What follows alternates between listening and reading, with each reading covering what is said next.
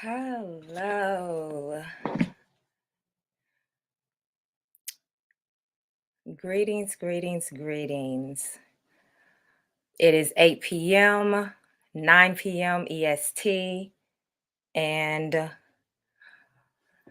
we're going to get this thing started really quickly. I'm going to wait a couple of minutes for people to get the chance to hop on. Okay. As you can see right now, I am by myself. My sister Carey had a last minute um, appointment that ran over. So we do have a special guest tonight who graciously at the last minute agreed to have this discussion with me, or else I was just going to thug it out. Welcome, greetings, everyone. If you could do me a favor and go ahead and share to your pages, share and invite others to come in, that would really be appreciated. I am going to also share on my page. Um, and we will get started momentarily. Welcome, welcome, welcome. Greetings and salutations. We're live. Join us. I hope everybody's had an amazing day. Thank you, Mother. I appreciate it. Yes, as you can tell, the fro has been silked out. I do get my fro um straightened and trimmed. In this case, it was a cut because she had to cut like 2.5 inches. But that's neither here nor there. So yeah, the fro is pressed out for the moment. Welcome, greetings, greetings, greetings. Please go ahead and do me a favor and share with others. If you don't mind sharing to your pages, tagging people in the comments, and let them know that we are live.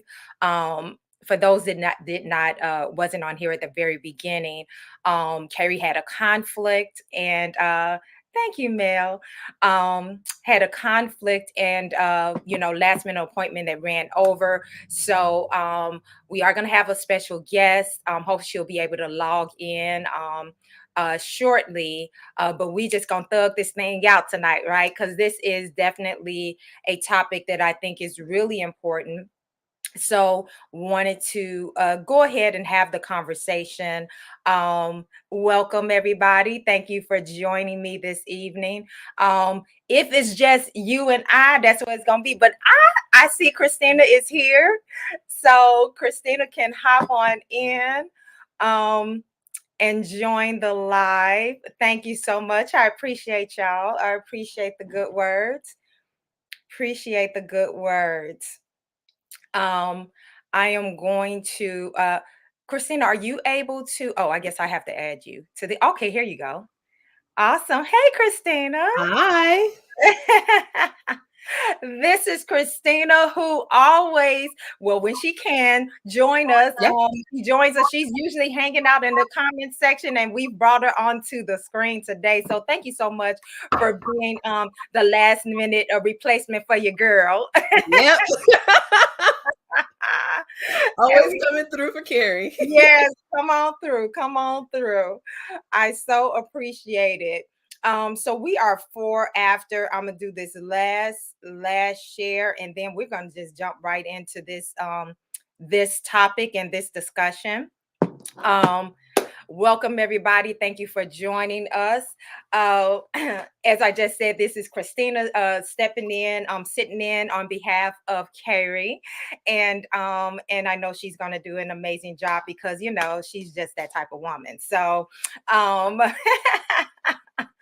so, what we're going to do tonight, we are going to talk about it's under the guise of mental health and relationships, how unresolved trauma affects relationships, and what is, if any, the responsibility of a partner to another partner to help heal the hurt. Okay.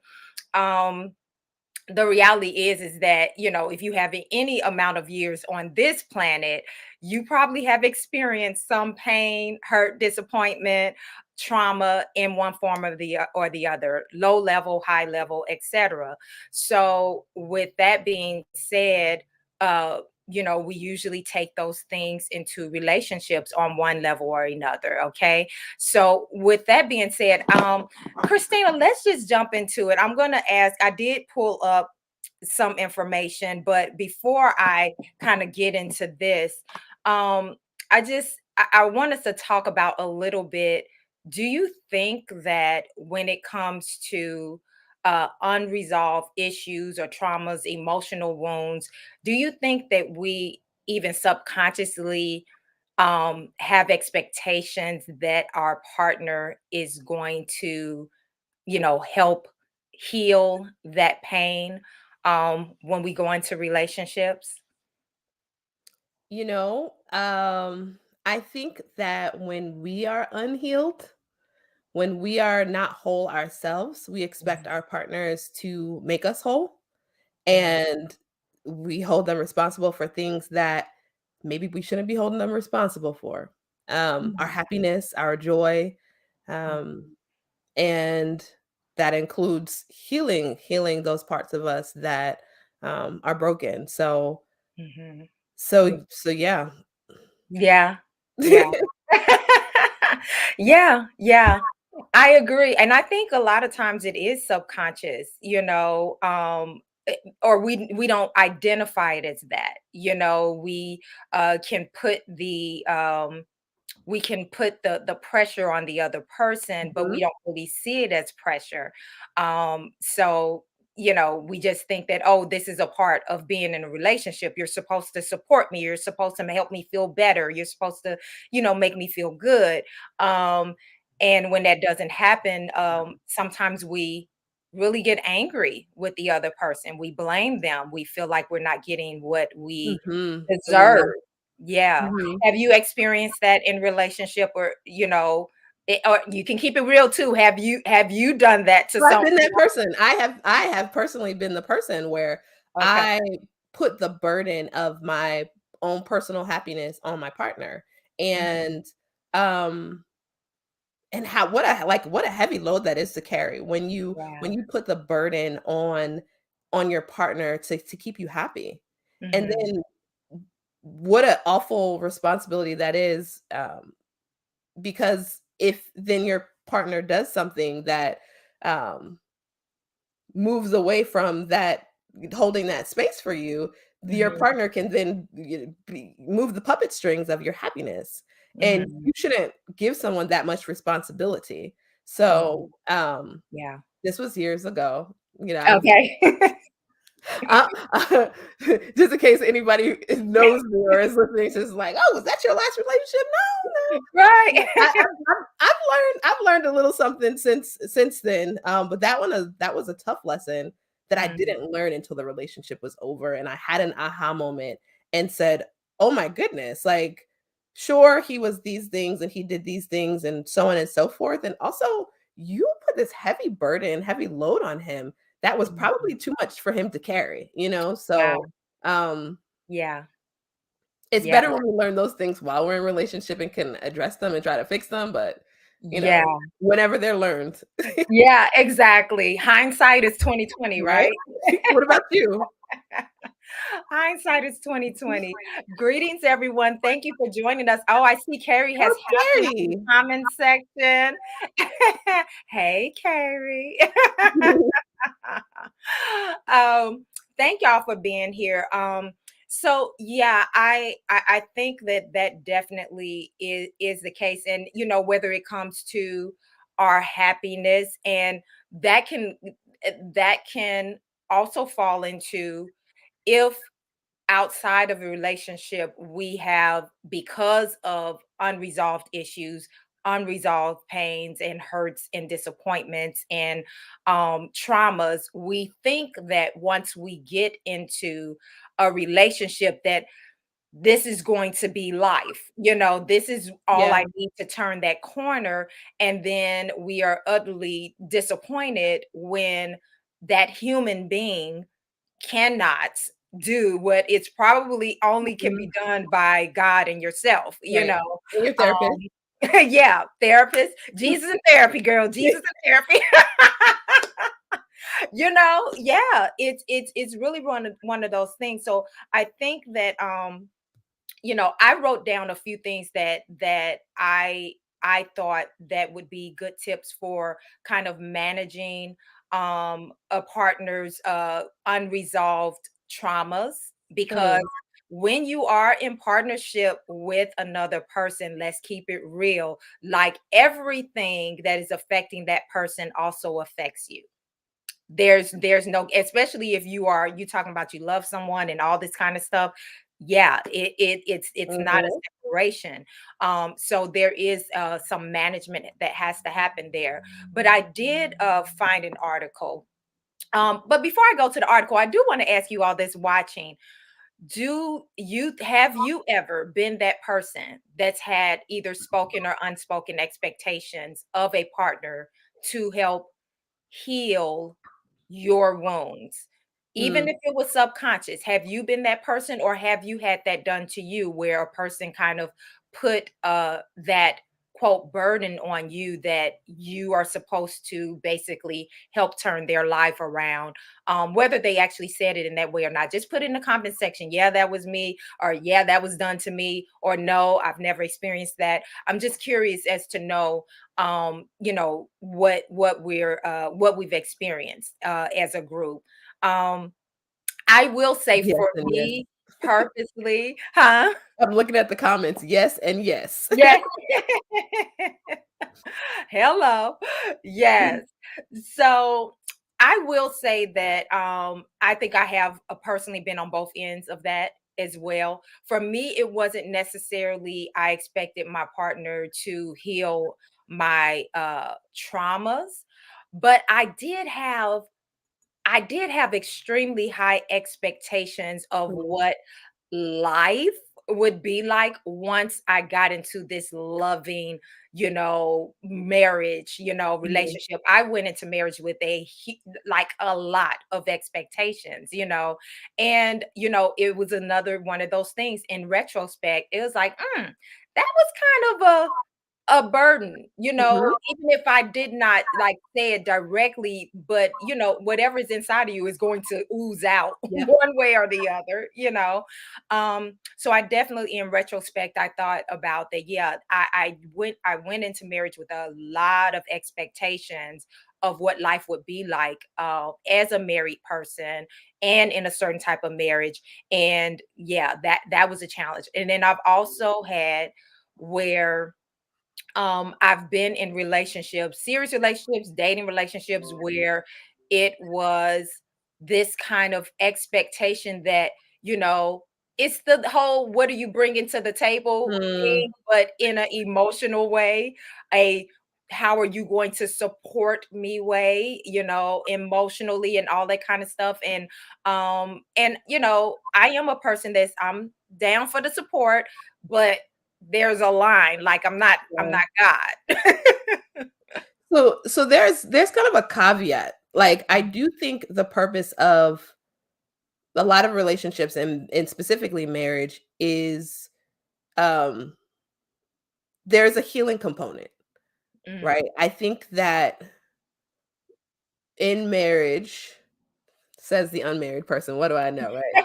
But I know a in bit about a little bit. Come on. your job is to hold a mirror to your partner. And sometimes we consciously hold these mirrors, right, to our partners.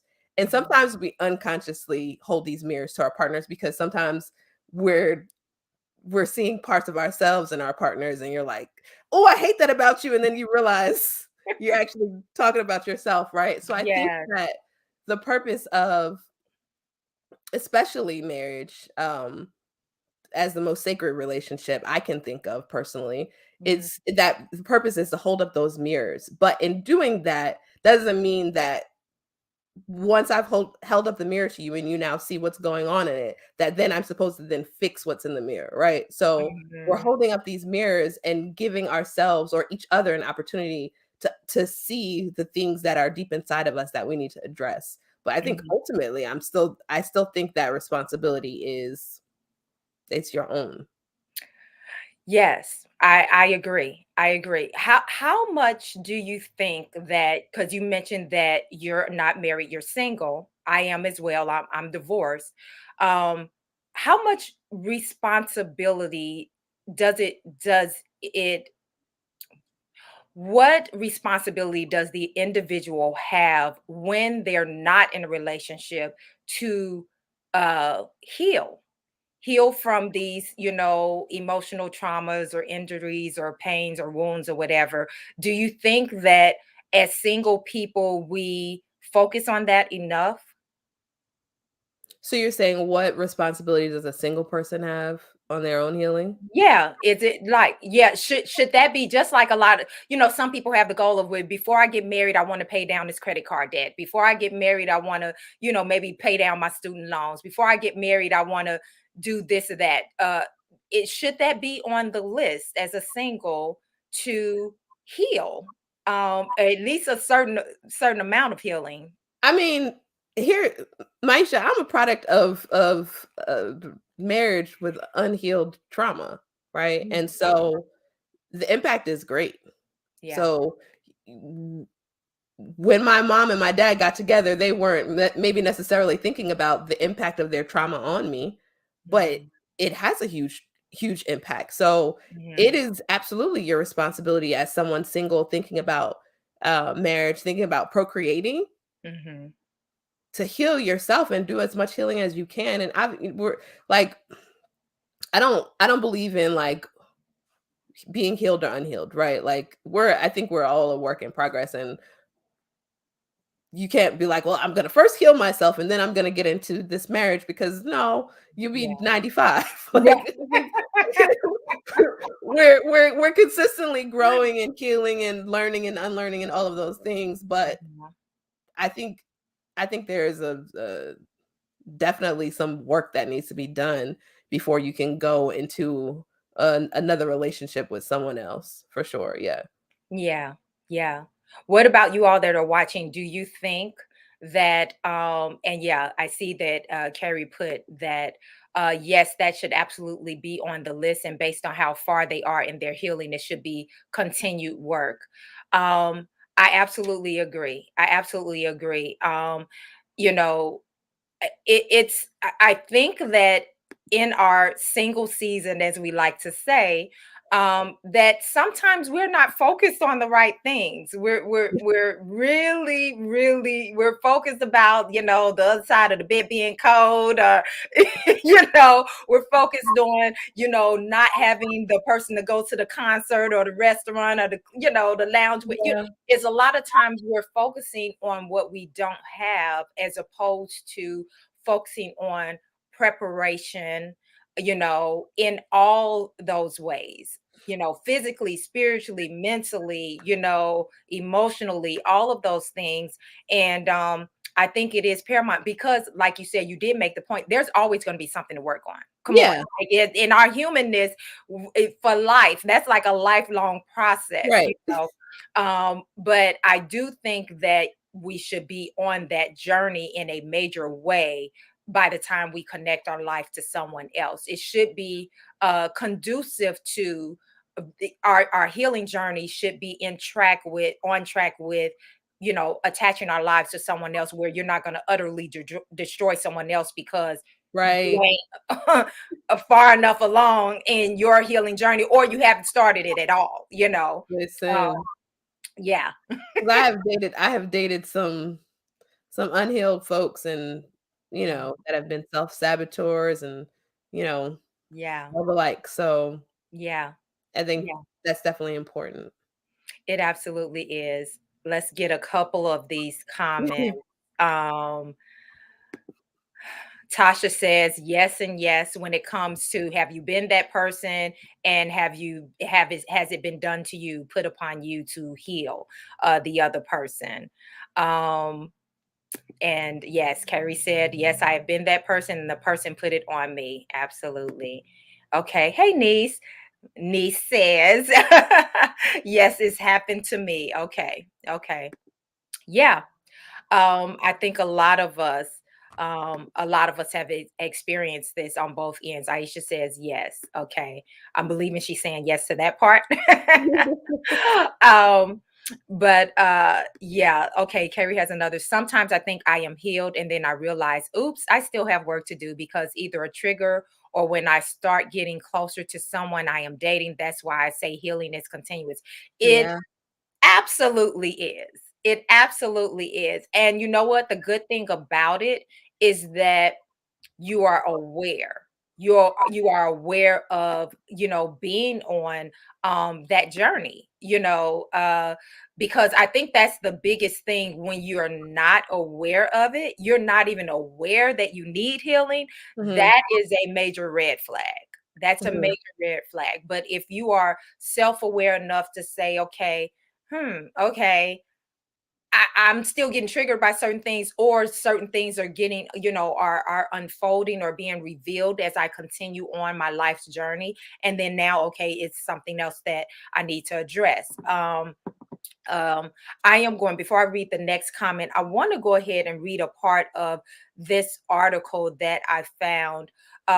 It's called The Impact of Unresolved Trauma on mhm, Relationships by Robert Johnson. And it's on a website called A New Outlook Recovery Services. Um, and basically what they're describing is the origins and effects of emotional trauma. So it says emotional injuries result from any experience in which one feels that his or her life or well-being is endangered. These experiences might include the shaming of a young person by a parent or teacher, the molestation or beating of a child, the loss of a job or a divorce, a sudden death or life changing accident, or being sent to war.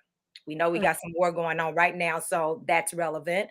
Um, whether the trauma occurred in childhood or adulthood, it changes your experience of yourself and your world. If you were young when the trauma occurred, it will likely have more scars because you were more vulnerable and had fewer coping skills. mhm, So, I think that, when we are, this is why when it comes to relationships, the conversation has to go much, much, much deeper than the surface of, right, where you work, what you do, how, where your parents live, how many that's surface stuff. Sometimes we have to get to know people to the point of where we get into some of their experiences and their things that have affected them, even if it was way back in childhood. Because, mhm, like I said, sometimes people, they're not unaware. And I think I will say that a lot of times, if it happened in childhood, it may just be life to that person, and they have no idea that they've been affected by that mhm, thing until something hits that soft spot and they're wondering why they're responding that way. mhm. They may not even know the source of that. Um, so let's get Tasha said, we should work on what we are aware of while we are single. However, there is healing that needs to take place that we are unaware of until you are in a situation with your Mhm. partner. That brings your unresolved trauma to the surface. That's good.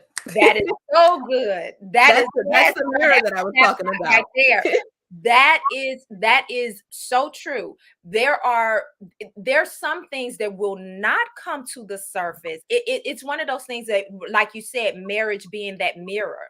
Like, Mhm, so now you've connected your life to another person, and things that you did not even know was there. Now that right, mirror is up to you, okay? And now as you're moving through life with this person, there's things that's now, that part, that pot is being stirred, and you all the way at the bottom of that pot, and all of that mhm, stuff is coming up to the surface. And it's like, now, how do you manage that? What mhm, do you do now that you realize, okay, you're now attached to someone else? It's not just you that it's affecting now, it's right. affecting this other person. Yeah. Yeah, and that's why I'm such a big proponent of understanding your triggers. I think Carrie mentioned something about triggers because something as simple as saying, "I am triggered right now in this situation," Mhm. can help you to like not project what's happening onto your partner. A lot of times we project our pain, our hurt, and it comes out different ways. Mhm. It comes out in arguments, and we're talking Right. about coffee when really we should be talking about actually you're triggering me because when you told me to do that instead of asking me, it reminded me of my father when he, you know what I mean? Like Yeah. these are the conversations that we're not having. So if you can capture your triggers and realize, okay, this is really not about him right now. I'm triggered, then that argument sometimes doesn't even happen. Or Yeah. or and when you can communicate those triggers with your partner and say, look, this is a trigger for me, then your partner can call you out and be like, so I heard what you said about the coffee, but it also sounds like you might be triggered. Do you want to talk about it? You know, the Yeah. that those I think are like parts of healthy relationships, being able to recognize and Mhm. share those triggers. Yeah. Though Yeah. and those are the ways that your partner can help you heal. But again, it's still your responsibility. That's Yeah. my story and I'm sticking to it. Absolutely. That's so true. That's so true. Okay. And Carrie says, yes, hit the like button. We always forget to say that to you all, but please do because we get caught up in conversation. But please do hit the like button and please share it. Please share the live, the link to it, and all that good stuff. And of course, if you're not subscribed, please do that too. Okay. So we appreciate that. We really appreciate that. I think that's a good segue into a few things that I was just thinking about, out of my own experience and others' experiences that I know of in terms of how to manage when um, you are with someone who's dealing with unresolved Mm. emotional issues, traumas, etc. Even, and this is a kissing cousin, if not the same thing on a different level, addiction. Because sometimes the addiction is just a Oh, it's manifestation the same thing. of unresolved, right, Mhm. unresolved traumas and issues. A lot of times people become addicted to things, whatever it is, whether it's drugs, alcohol, sex, shopping, whatever it is, Food, it's yeah. it's like a replacement for that pain. It's trying to, not really feel and see what you are feeling and seeing. So you're trying to get away from it Mhm. one way or the other, right? So when you're dealing with someone, and especially if you're married, okay, because marriage Yeah. is a whole nother level, right? Yeah. You can't just be like, go away from me and I never want to see you again. You're married, so it's more it would be more difficult to untwine yourself. But even if you're in a relationship that you love this person, and of course you're just not going to go scurrying away at the first sign of trauma. However, let's get to these tips. Okay. So the first one I said is look and see. That means simply recognize and identify that that person may be dealing with some unresolved issues. Unresolved, because it's one of those things that if you don't first acknowledge that there's a problem, you can't even begin to deal with the problem. So that is also on the person who is in partnership with someone who is dealing with unresolved issues and traumas. And sometimes the person that has it is that's operating in that and that's being triggered constantly and all this stuff, they may not even be aware. Mhm.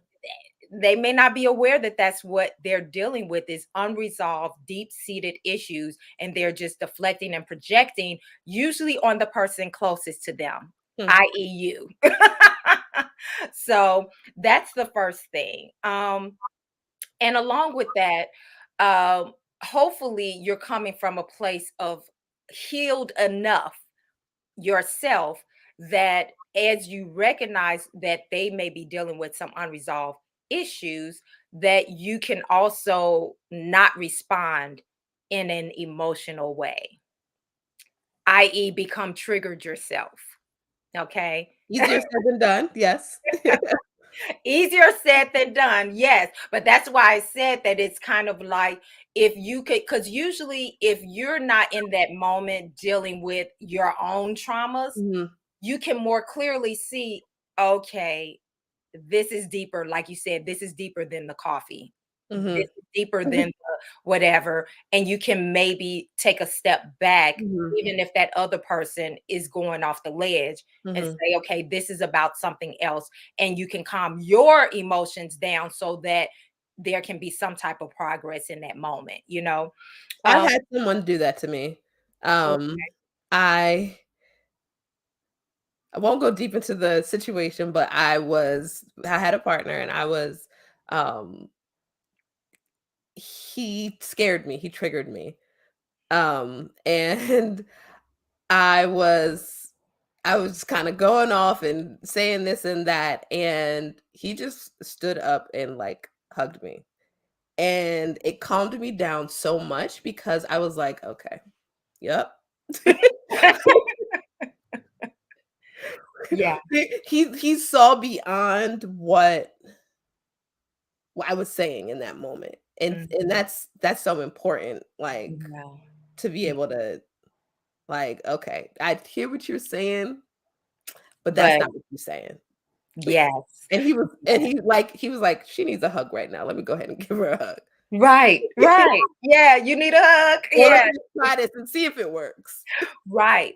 Exactly. And all of that, what I hear you're saying is absolutely number one, a person seeing you, Mhm. recognizing Yep, what's going on instead of having an emotional response themselves, giving yeah, you that space and then also supporting you in that moment. You know what I mean? mhm, And that's why I say in that moment, because sometimes, like I said, we all have our issues. All of us have our issues, okay? mhm, But it's how do those issues line up together, right? So in that moment, you were having a moment yep, and his issues weren't being triggered. So he yep, was able to support you in that moment when you were having a mhm, meltdown or whatever it was. mhm, You know what I mean? yep. So it's about the balance, the yin and yang, you know? Um, Let me get a couple of more of these. Carrie says it is important to tell your partner that this is triggering. Is it important to tell your partner that this is triggering? And should that partner feel like they need to leave you alone because you need to heal? Okay. Would you like to address that Well, first? I mean, I don't think that you have to tell your partner, but by sharing that something is triggering to you in a way that is vulnerable, not in a like, "You trigger me," like, because I Mhm, think there are a couple of ways to say something is triggering, right? There's a way to say, like I said, "You trigger me," and then that probably triggers the next person, and it just becomes a spiral effect. mhm, When you can take a step back and maybe not in the moment, right? And you can mhm. say, that I'm so sorry about our argument over coffee this morning. Let's keep going back to coffee, right? Like, I, when I reflected on it a little bit, I realized that you triggered me because um, X, Y, and Z, and I just want to let you know that that's not your thing. It's mine. But I, c- you know, maybe you can help me by doing X, Y, and Z, right? And Mhm, that is a way that kind of shares it's being vulnerable enough to share that in a way that your partner can. I see the next comment says grace can give you some grace and hold some space for you. mhm, Um mhm. so Yeah. and to the second part of your question, do they need to leave you alone? No, I mean, that may not always be the answer to the trigger, right? But Mhm, their acknowledgement of it and then respect of it in the future, I think is big. Like if you mhm. know this triggers me and then you keep doing it, then you're not respecting my boundaries. Yeah. Yeah. Okay. Okay. Um, so what I would say is Mhm. it depends on what that thing is. Yeah. Okay.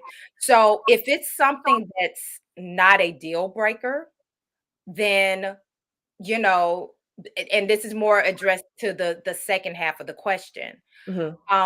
If it's something that is not a deal breaker for that individual, because we all have different deal breakers, then no, they wouldn't need to walk away from you. But if it is a deal breaker for them, then that probably would be, strong enough for them to say, I need to fall back, because ultimately, if Oh, it, when you say leave alone, she means break up.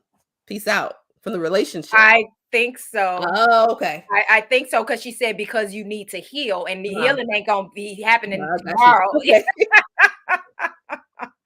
Yeah, I'm thinking yes, break up. So if it's something that is a deal breaker type of situation, then yes, I would say that that person should fall back and allow that person to heal, because guess what? If at this point, if you're just dating, why would you continue moving forward in that, in a deal breaker situation? Now we start to get into toxic relationships. Now we start getting into, Yeah. we're getting soul tied, trauma bonded, all these other things that are not healthy, instead of putting the brakes on and saying, hey, I care enough about you to fall back and allow you to do what you need to do to heal. But that other person has to actually take that opportunity and recognize that they need to heal as well. Yeah. Um, I think that the other part, on the first part, is it important to tell your partner that this is triggering? Again, it depends on what it is. Mm, If you are keenly aware that this is something that has nothing to do with them, that this is your junk, this mhm. is your internal issues, you better not be taking that to that person every time, because what they're gonna start doing is like, damn, like everything is triggering. Right. Yeah. Yeah, yeah, yeah. Everything. Yeah. Yep. Yeah, Mhm. and that can be a problem. This is why we have to do our individual work, because Yeah. if you're doing your individual work, you already know what your triggers are. You know what's your stuff that's independent of that other person. Mhm. So therefore, if something happens in a moment and you feel triggered, if it wasn't legitimately something that did, Mhm. they did, not your old junk, not the stuff stirring inside of you, if they did something legitimately, then yes, you should address it with them. But if it's your stuff, do not bring it to them in that moment. Maybe at a later time when y'all Mhm. in a nice, fluffy moment, Restaurant. whatever, you can share just out of communication. When such happened, oh, you didn't know, but inside I Yep. was struggling, because, and that's a moment of sharing and vulnerability, like you said, like where you can like Mm. let them peek into your soul a little bit, but it's not in a way where you're blaming them. You Yeah. triggered me. You Yeah. triggered Yeah. me because you did this and that. Yeah. And That if will run you're my triggered mind. right, if you're triggered, you're probably not in your best space anyway, so probably not the best time to talk about Exactly. it. Exactly. I agree. I agree. Okay. Okay. Carrie's giving shade. She said you don't need to drink coffee. As you I continue know. to use I'm the drinking coffee tea. example. Hey, I hate coffee, actually, it's awful. that is hilarious. Okay, so the next tip that I have, and I just had a few. Um, the next tip on managing your partner's unresolved issues or unresolved traumas, emotional traumas, is understand and have empathy. If you have not experienced what they've experienced, if you don't, this is part of the love thing. If Mhm. you love and care for that person, then you are going to try to understand what they're going through, and you're going to have empathy for them, and also create like a safe space for them to actually share with you what is happening with them, what has happened to them.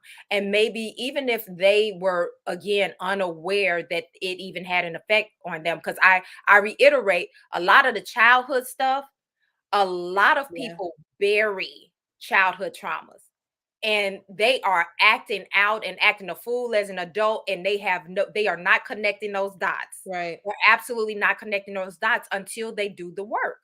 you know, so because of that, it's like that's why the communication, creating that safe space so that a person can be vulnerable and they can trust you with, and sometimes it'll come out in them just sharing a story with you, and they're Mhm. not like, I want to tell you this deep dark secret. No, it's just they feel safe enough with you that they're just talking, they're just sharing, and then it starts to be revealed. Oh, okay, Mhm. I'm putting it together. I'm putting it together, Mhm. you know. Um, the next one is encourage them to go into recovery and healing. Um, Yeah, like this is, whether it's seeking professional help, whether it's, seeking, counseling at their, place of worship, whatever it is. If it's reading a book on, how to end the pain or whatever. I got books on my shelf that for days, child, for days. Sometimes it starts with reading a book that takes you one step. Maybe it's, just allowing that space of them, getting together with other people that, especially if it's stuff like addiction things, Yeah. you know, encourage healing and recovery. And it's one of those things where, which leads to the next part I had, support as they do. You can't Wait, do. before you go Okay. into that, I wanna go what was the last point again? Encourage recovery and healing. Yeah. Yeah. So this is a tricky one Okay. because, we talk about whose responsibility is it? Mhm. And say you have a partner who is, let's say marriage, because people agree to get married forever, Mhm. having some alcoholism issues, right? And you're encouraging them to go into recovery. What's the line? Where's the line when, especially Mhm. when that alcoholism, for example, is now impacting your family? It's Yeah. right. It's now impacting your marriage and your relationship with your partner. Mhm. Mhm.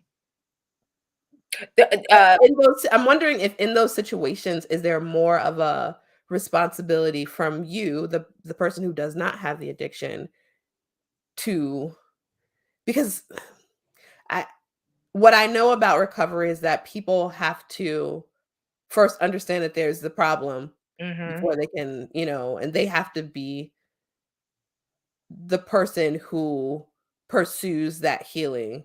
Mhm. Um, but I think that in those situations, their healing becomes almost dangerous if it doesn't happen. You know what I mean? Oh, yeah. Oh, yeah. It's so and you make a good point. So, when I say encourage recovery and Yeah, healing, that you're encouraging them to do what they need to do for their life. And of course, it affects you, if especially if you're married to them. But part of that encouragement is there has to be some boundaries on it. So it's not you're the sacrificial lamb here, like, just, right. oh yeah, well, it's not just in words only. To encourage is an action word as well. That means that my encouraging could look a Like me lot of walking away different ways. and going to my mom's house for 3 Right. months. It's like, I want you to get help. I will help you find resources. I will even go to, if you want me to go to therapy with you, I Mm, will sit there with you. However, what I'm not going to do is put myself, this family, our livelihood in danger, especially if you're unwilling to change. yeah, Out of love, I am encouraging you to recover and heal. But that does not mean that I now put myself in the line of fire or yeah, any deeper than I already have. You know what I mean? It means that I am encouraging you to do what needs to be done for your life. And in turn, that's having an impact on my life. But that also means that I'm still responsible for my life, even though my life is connected to yours, if mm, that makes sense. Right. Because I've been in um situations where there was recovery needed. mhm, Okay. that's a lie. Yeah. So it's when those situations occurred, there was a period of grace, Mhm. and then there was a period when that grace ran out. And Mhm. it was, if you do not, then this will not go any further. Because now I have to go into I have self-love too. I love my Yeah. life. I ain't trying to die. I'm not going down in the Titanic with you. I'm trying to give you a lifeboat and you either get in it or Yeah. I'm rolling. You Yeah.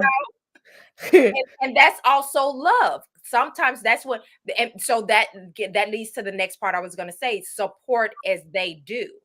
You Mm. cannot do it. You have to support as they do. And so that means that could manifest in, praying for them. I'm a spiritual person, so I'm always going to take it to Mhm. the spirit. Praying for them, be a listening ear, hold them accountable, Mhm. show love. And that also means tough love. Sometimes tough love is support. Yeah. Sometimes tough love is encouraging. You know what I Yeah. mean? So this is the I am absolutely not an advocate for that sacrificial, you know, this man is literally beating my behind every day, and he has childhood traumas. He was beaten as a child. In the meantime, he's beating the brakes off me, and Yeah. I'm going, no, no, no. That means that I don't have self-love if I don't also say, okay, I love you. I'm encouraging you to get healing and recovery, but I'm also leaving. I am not Yeah. going to continue to put myself in this position where, also out of love, because if you now do certain things to me, there's also repercussions for that. So Mhm. it's, so we talking about healthy, healthy support. That example that you gave is so that it's black and white. It's a perfect example because it's like, if someone is beating your behind, you're not gonna sit there and just be like, "Okay, well," some people have a hard time leaving those situations, right? But Mhm. the hope is that you won't just continue to sit there and take it. Yeah. But then sometimes that abuse or the beating is more metaphoric, right? Maybe it's emotional neglect or you know what I mean? Mhm. Um, and I don't know, I've found myself being the sacrificial lamb at times where, um, you know, I always say like when I'm in a relationship, I go hard, and Mhm. sometimes it's hard for me to pull back, right? If that I like want to give my partner whatever they need. And sometimes I find myself, looking at myself like, whoa, I'm in this too deep. I'm giving way too much and Mhm. not holding that person accountable to doing this themselves, you know? Yeah. Yeah. And that's real because I also am that person that identifies as a hard lover. I love hard, and oh my gosh, it's how many of you all that's watching, do you identify yourself when you think about yourself in the way that you love? How many of you are hard lovers? That means that once you love somebody, you gonna go to the edge of the ledge, and some of y'all be going over the cliff. Some of y'all are going down in the To your Titanic. own detriment. Y'all still trying to doggy paddle, and like, come on, baby, you got baby on the back and and doggy paddling. How many of you are the hard lovers? Come on, there's no shame in it, because actually, I think to love hard is a beautiful thing, For but for the right person. for the right person. But this is the other part. If you love hard, that means you love yourself hard too. And Okay, that's that's a sometimes nice way of putting it. I like that. that's I feel like we should and get and there. that's how I had to start to identify. This is how you identify, as Carey said in the comments, boundaries for yourself. I Mhm, love hard. When I love somebody, I love them with my whole being. But guess what? mhm, I also love myself hard. So that helps me to create boundaries when that other person is not reciprocating the love that is there. Then this is where I said, okay, I love you, but I love me too. mhm. So this can't fly. It's not flying. Okay, Tasha says I love hard. Carrie says she loves hard. Yeah, there's a lot of us who loves hard, and how that manifests. It is difficult to to hold people accountable. It's difficult sometimes to Yeah. challenge people or to even let them go when you know that that's what you're supposed Yeah. to do, because they just are not healing. Mhm. They're not recovering. They're not doing their part of what they have to do. And that is a hard position to be in for Yeah. a hard lover. It really is, because you Especially don't when you're not getting your behind beat. exactly. If it's no Especially when it's physical abuse, more oh my subtle. gosh. Yeah, because it's kind of like, well, is it really that bad? Is it really, are they really, and Am I being supportive? Sometimes it's that yeah, question to yourself. Am I being as supportive as I could be, or do I walk away? yes, Right? Or do I need to walk away? Cuz sometimes there's a guilt of walking away. yeah, Like, yeah, well, by walking away, I'm maybe I'm not being the loving, supportive wife or girlfriend that I could be. Maybe there yeah, was something else I could have done. yeah. Oh gosh, that guilt is real. That guilt Mhm. is real. Aisha says, I love hard, but I've learned. Yes. Look, Aisha needs to be the 3rd guest on this podcast. Tell us, girl. Listen, I'm telling you, and it really if you are it doesn't does not negate the fact that you are a hard lover, that you love hard, but after certain experiences, you learn how to love yourself hard as well. Yeah. You know what I mean? It's like, what makes this person more worthy of the love that I'm willing to give than I am? Yeah. There's nothing that makes them more worthy of that love. We both deserve that love. You know what I Mhm. mean? And so, again, this is not to say that you just tuck tail and run, when Yeah. a person is dealing with unresolved traumas, but it really, really does come down to, is that person willing to heal? Even if that Yes. healing has to Yes. take place within the relationship. But if you're in a marriage specifically now, because if you're not married, then it is more you're not that deep in yet. Even if you've been with the person, whatever, you're not Yeah. married to them. It is better to walk away. If you have to walk away, it's better to do it before I do. That's just point Mhm. blank period. But even in that situation, if the person truly is now let me put the caveat on this, because I just thought about something. It just hit me. I am not talking about when it comes to addictions, especially when it comes to um like drug abuse, alcohol abuse, Yeah. and dare I say gambling abuse. Because Hmm. guess what? If you attach your life and your That's and your true, and yeah. your bank account to somebody that has an addiction to Yeah. gambling, you gonna be broke, and y'all gonna be not having a roof over your head, and love is not gonna put that roof over your head. Listen. So people don't think about that part, but there are major issues when it comes to finances, because of there's issues in that area too. A lot of times we don't really think about that a lot until it happens. Yeah. um but we have a few minutes before the hour is up, and I wanted to go into, for those of us who are dealing with unresolved issues and trauma. And I want to emphasize the trauma part, because we all gonna have, like I said, we all got issues. We all have issues. It's just how they fall on the Mhm. spectrum, right? And we're all gonna always have something that we're working on and working towards. Some of us are not as aware and tuned in to our personal issues as we should be. And this is when a lot of that unresolved effects on relationships come in. Mhm. Um, let's see. Queen says, what's the best way to support someone who is going through this? We just went through it.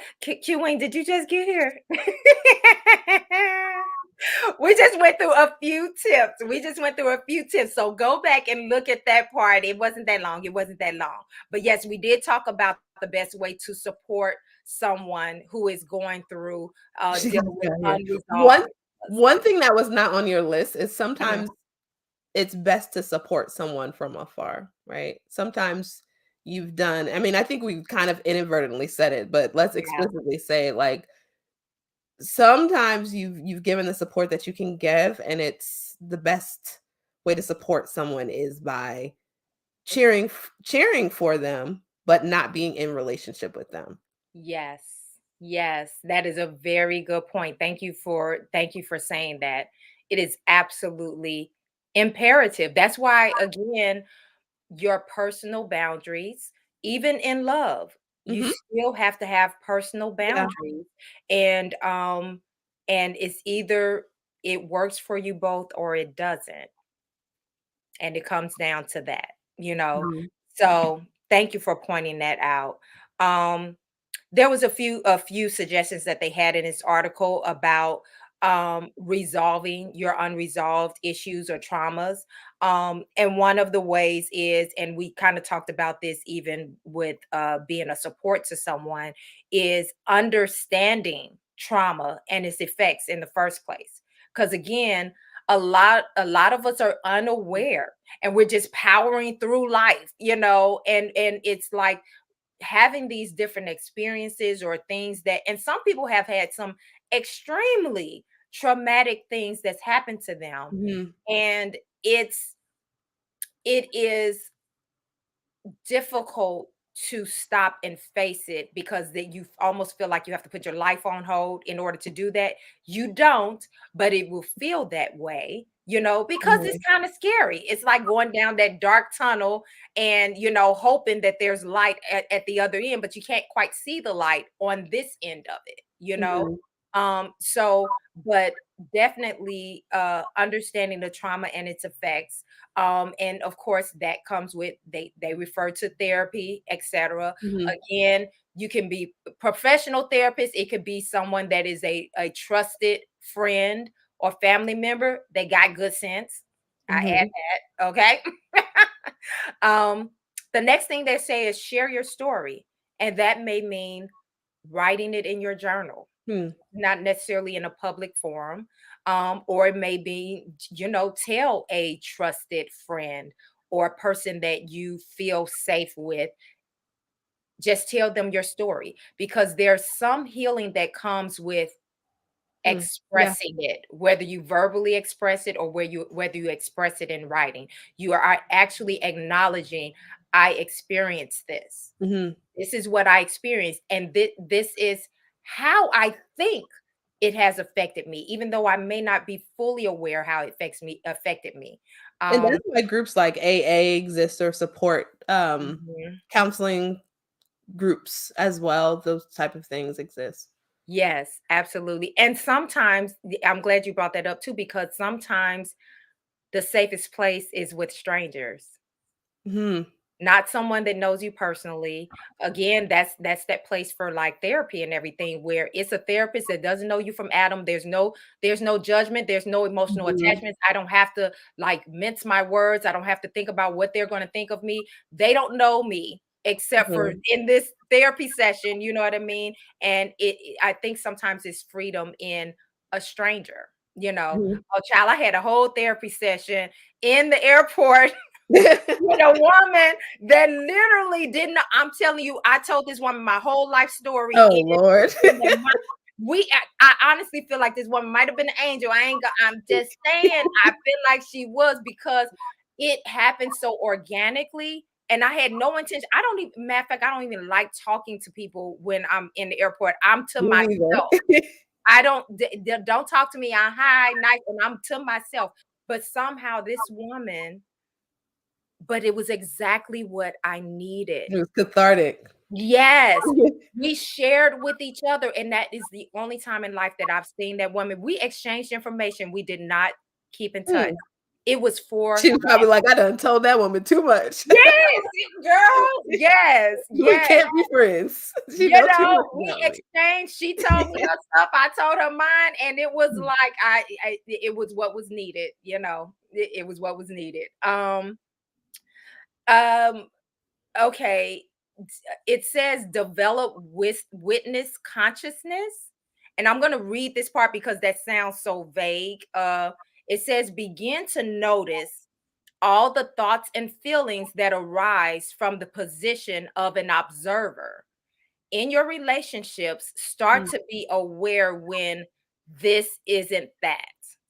Sometimes a spouse coming home late from work is just that. Notice when you are mm, triggered and yeah, all the self talk that comes along with it. So, if you're able to step outside of yourself in that moment of feeling triggered and all that kind of stuff mhm, and just observe it as if it's someone else and not you, and you're able to clearly identify this is the trigger, this that I'm experiencing right now with my yeah, spouse is not this, it's not connected to that. right, So I can clearly logically separate it. right. Just because my ex-husband used to stay home, stay out late, and he had a whole 'nother family does not mean that that's what's happening here. Yeah, Exactly. yeah, Exactly. Exactly. Absolutely. Absolutely. Okay, Tasha says talking what your trauma with the right individual is very cathartic. It also encourages others to become more comfortable with sharing their trauma. Yes. It absolutely that is true. yeah, It's so true. It really is. Yes. Carey says, OMG, self talk is my demon in relationships. I literally have to say these are the facts. Yes. yeah, I mean, you literally can self talk you can talk yourself into a frenzy yeah, over something that is not real. It is not yeah, real. You are triggering and you are reaching back to past and old experiences that is not real in that moment. And you can literally work yourself up into a mhm, tizzy to the point where now you are literally about to destroy what yep. you have right here because you tripping. But and if you Hashtag self-sabotage. right, Yes. absolutely, absolutely. Oh my To God. to your last point about, looking from the outside in, I Yeah. hear that meditation is a really good tool to be able to kinda work that muscle of being in the moment, but also observing the moment. Mm. I don't necessarily love meditation, but I've heard a Okay. lot of good things about your ability to be like, "Huh, look at that. I'm triggered." Look at that. I'm triggered right now. Well, since I know that I'm triggered, let me just go ahead and self-regulate. Yes. Yes. And you know what? I've come to learn about like stuff like meditation is yeah, there's techniques and all that kind of stuff, but it really is an individual thing too. I think Mhm. that sometimes it can be intimidating to some people, Yeah. i.e., me, when I see all I have these ideas based on what I see other people doing or Mhm. how it's been identified. And it's kind of like, maybe I don't have to exactly do it that way. I That can way. do it the Yeah. way that works for me. Um, so the next thing it said was share the trigger. So I think Carrie brought up asking the question, um, do you share the trigger? And it says when you begin to notice that you are triggered and what you are feeling may not be the truth of the present moment, Yeah. say, I feel triggered by what you said or did. And this can be a great way of stepping outside of the emotional response, naming it and talking about what happened without any blame. Okay, Yeah. I'm gonna say I d- I partially agree with that. Okay. I partially agree with it because I think that some of us are easily triggered. And if Yeah. you're easily triggered, that means if you always share when you're triggered, folks gonna get tired of you. Tired. It's Yes. gonna be like, you know what? Okay, forget it, because I can't win for losing. Like Yeah. everything. Can I breathe? Can Is it okay to breathe? Is the breathing triggering? The Like way I'm chewing, is that okay, or with you, or you triggered? it's yeah. I'ma So walk over here. Is that okay? You exactly, triggered? girl. Listen, and you really have to be careful with the Yeah. sharing of the triggering. Okay, but I would say if it's relevant to that person, Yeah. then maybe share that if it's something legitimate that was it. But again, the last part of that is without blame. And sometimes people have not mastered the sharing what they're feeling without blaming that person Mhm. for why they're feeling that way. So that can be the danger of that. So take it with a grain of salt. I'm like I said, I'm partial on the maybe I not. Okay. I like sharing triggers with an ask. I'm sharing this trigger with you because I'm asking for your support to help me notice it, or to, to maybe say this differently in the future. You know what I mean? Okay. That's how I support sharing triggers. Okay. Okay. I can see that. I can see that. Okay. But not Um, everything, to your right. point. Not everything. You really have to, because sometimes it really is your own Pick work. your battle, yeah. Yeah. Don't, yeah. Okay. Carrie says, yes, I had to learn how to talk myself. Out. Yeah. Out of self talk from therapy, but I'm still working on it. Yes. We're all works in progress. At least you're working on it. Yes. That's the thing, being aware and growing and getting better, because if you're working on it, then there will be some fruit of that working on it. You'll see yourself, getting stronger and better in that area. I'm just going to run through the last couple because we're 6 after the Okay. hour. Develop emotional resilience, and that's kind of what we just talked about. Like, if you Mhm. get triggered easily about everything, listen, you got to work on that, because Mhm. that's a problem. Learn new ways of self-soothing.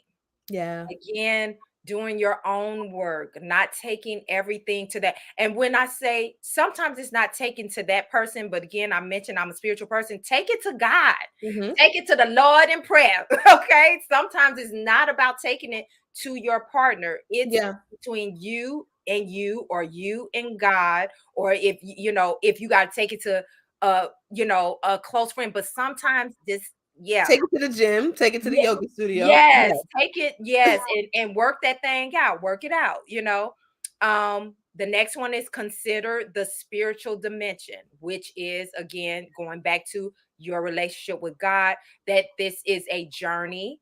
Even the healing journey is a journey, and it's part of a bigger plan for your life. Um, and then the other part, the last thing they said is take time. Actually understand that healing takes time, Mhm. and give yourself grace in terms of that. Now, again, depending on a specific issue, that grace definitely has a time code to it. Yeah. If you're dealing with something that is having a very detrimental, a life-threatening effect on yourself and those that are closest to you, that is different than, Mhm. oh, I get moody sometimes, or I have attitude sometimes. That's different than, okay, I disappear for days because I'm in the crack house. Like, Yeah. that's different. That's different. Okay. So anyway, did you have anything else that you wanted to share on this topic, or any other thoughts, closing thoughts? One thing I that we didn't cover that I wanna say, Mhm, just as consideration of mhm. people who are in relationships before marriage with people who have strong addictions, is that addictions transfer. So sometimes they may put down alcohol and take up something else. So that's just Mhm. something to be careful of and be aware of. You know, Wow. Wait, okay. yeah. We gotta go a little bit more into that. So what could that potentially look like? Okay, so they put down alcohol and Take up food, take up, oh, working out so much that it becomes, um obsessive. yeah, yeah. Because Ah, a lot of times when people have addictions, sometimes they have addictive personalities, um, yeah. partially probably because of that unresolved trauma, but, um, yeah, just addictions transfer. So just be really Mhm. careful if you're finding yourself in relationship with someone who has a strong addiction, that, um this may be resolved here and then hopefully show up in a healthier way, right? Like, Yeah. Yeah. Because sometimes that can be the case as well. It doesn't always have to be another harmful addiction. Okay. Yeah. Yes. Yes. That's a good point. That's a really good point. Yes. Thank you for pointing that out. Um, wow. That was good. That was good. And also pointing out that it could be a positive, Mhm. addiction that they transfer that to, which is, the hope. Um, okay. Well, we are 10 after the hour. I This was thank fun. y'all. Yes. I thank you so much, Christina, for, jumping in and jumping on camera tonight. I really appreciate. I really enjoy having this conversation with you. It was amazing. Me too. Thank you. Yes, Yeah, thanks for inviting me, absolutely. Carey. Yes, Hope you're here exactly, too. exactly.